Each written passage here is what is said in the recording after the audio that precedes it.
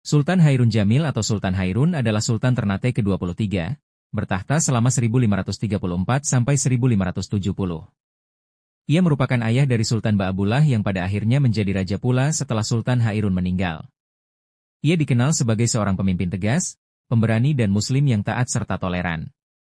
Tumbuh dalam masa penuh gejolak dan menyaksikan tindak tanduk keji Portugis terhadap rakyat dan saudara-saudaranya membuatnya sangat membenci bangsa Eropa terutama Portugis.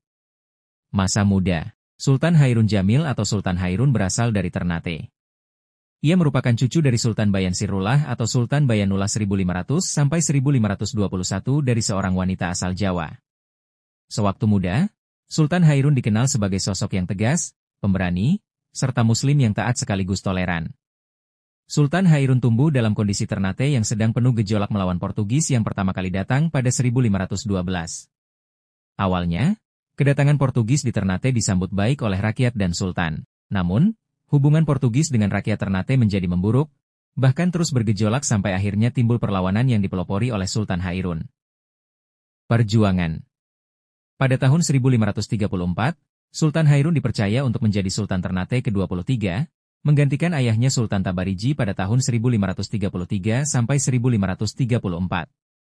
Pada awal pemerintahannya, Sultan Hairun masih kurang dipercaya oleh rakyat Ternate dan para bangsawan karena usianya yang masih belia.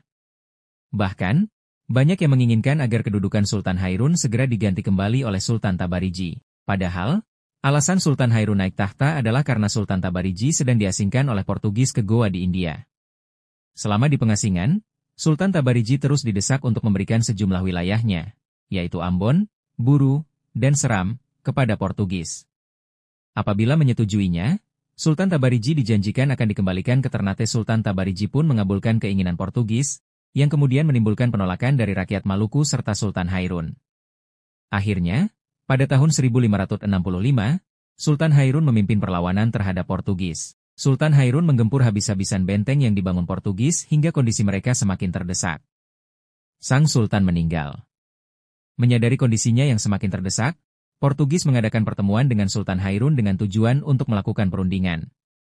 Ternyata, ajakan perundingan ini hanyalah jebakan yang dibuat Portugis untuk menangkap dan membunuh Sultan Hairun. Setibanya di benteng Portugis, Sultan Hairun hanya diperbolehkan masuk tanpa pengawalnya.